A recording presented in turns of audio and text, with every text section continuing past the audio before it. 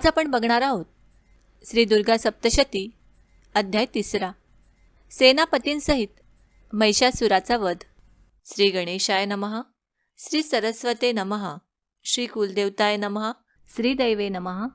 जगदंबेची अंगकांती ही प्रातकाळी उगवणाऱ्या सहस्र सूर्यासमान आहे। ती लाल रंगाची रेशमी साडी नेसली आहे। तिच्या गळ्यात मुंडमाला शोभत आहे। तिच्या दोन्ही स्तनांवर रक्तचंदनाचा लेप लावलेला आहे। तिने आपल्या हातात जपमाळ, विद्या तसेच अभय आणि वरमुद्रा धारण केल्या आहेत। 3 नेत्रांमुळे तिचे मुखकमल अधिकच सुंदर दिसत आहे। तिने आपल्या मस्तकावर चंद्रासह रत्नमुकुट धारण केलेला असून ती कमलासनात विराजमान आहे। त्या देवीला मी भक्तिपूर्वक नमस्कार करतो। मेधाऋषी सुरथाला म्हणाले, हे राजा, दैत्यांचे सैन्य अशा प्रकारे मारले जात आहे, नाश पावत आहे असे पाहून सेनापती महादैत्य चिक्षुर क्रोधाने देवीशी युद्ध करण्यासाठी आला। मेघाने मेरू पर्वताच्या शिखरावर जोरदार पर्जन्यवृष्टी करावी त्याप्रमाणे तो दैत्य रणांगणात देवीवर बाणांचा वर्षाव करू लागला।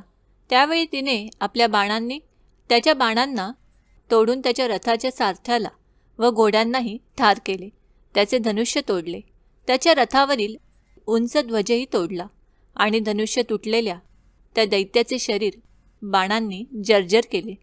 तेव्हा मनुष्य, रथ, अश्व आणि सारथी नष्ट झालेला तो दैत्य ढाल व तलवार घेऊन देवीवर धावला। त्याने सिंहाच्या मस्तकावर वार केला आणि अतिशय वेगाने देवीच्या डाव्या बाहूवरही प्रहार केला।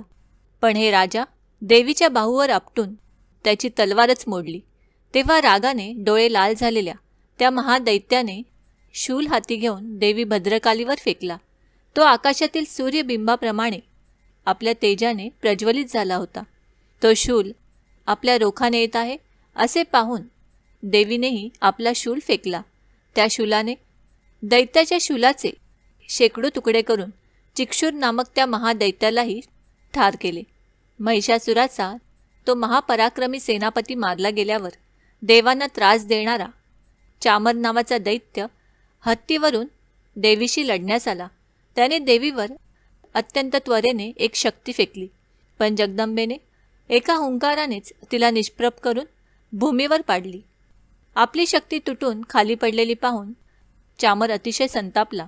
त्याने देवीवर शूल फेकला, पण देवीने बाणांनी त्याचेही तुकडे केले।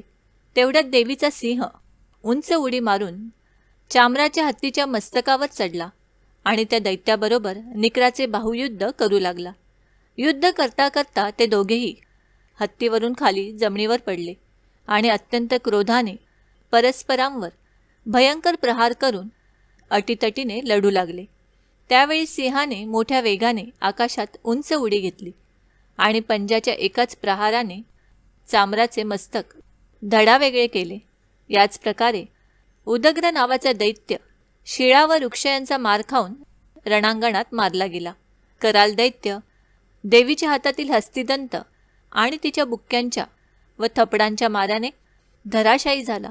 त्यानंतर अत्यंत क्रोधित झालेल्या देवीने गदेच्या प्रहारांनी उद्वत दैत्याचे अक्षरशः चूर्ण करून टाकले।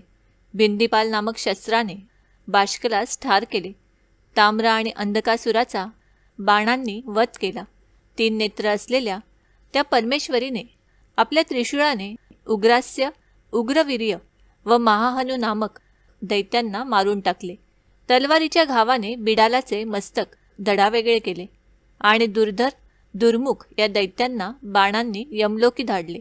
त्यावेळी आपल्या सेनेचा भीषण संहार होत असलेला पाहून महिषासुराने रेड्याचे रूप घेऊन देवीच्या गणांना त्रास देण्यास सुरुवात केली। त्याने कित्येकांना डोक्याची धडक देऊन, कित्येकांना खुरांनी प्रहार करून, कित्येकांना शेपटीचे तडाखे देऊन, कित्येकांना शिंगे खुपसून, तर कित्येकांना अंगानेच धक्का देऊन विदीर्ण केले। कित्येकांना वेगाने धावता धावता चिरडून, कित्येकांना ओरडून, कित्येकांना चक्राकार फिरवून, तर कित्येकांना भयंकर सुस्काऱ्यांनीच भूमीवर पाडले। अशा प्रकारे तो असुर देवीच्या गणांना लोळवून तिच्या सिंहाला मारण्यासाठी झेपावला। तेव्हा त्या महादेवी जगदंबेला भयंकर संताप आला। त्याला रोखण्यासाठी ती पुढे सरसावली। ते पाहून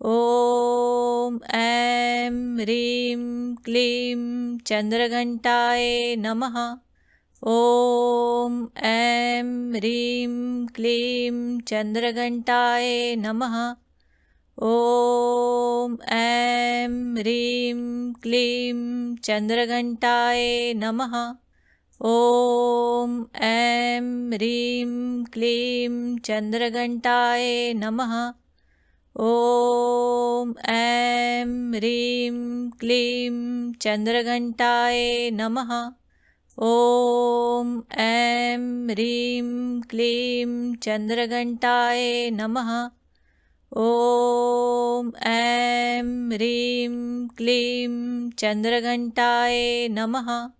ॐ ऐं ह्रीं क्लीं चन्द्रघण्टाय नमः। ॐ ऐं ह्रीं क्लीं चन्द्रघण्टाय नमः।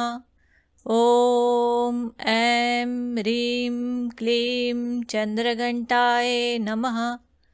ॐ ऐं ह्रीं क्लीं चन्द्रघण्टाय नमः। ॐ ऐं ह्रीं क्लीं चन्द्रघण्टाय नमः। ॐ ऐं ह्रीं क्लीं चन्द्रघण्टाय नमः। ॐ ऐं ह्रीं क्लीं चन्द्रघण्टाय नमः। ॐ ऐं ह्रीं क्लीं चन्द्रघण्टाय नमः। ॐ ऐं ह्रीं क्लीं चन्द्रघण्टाय नमः। ॐ ऐं ह्रीं क्लीं चन्द्रघण्टाय नमः। ॐ ऐं ह्रीं क्लीं चन्द्रघण्टाय नमः। ॐ ऐं ह्रीं क्लीं चन्द्रघण्टाय नमः।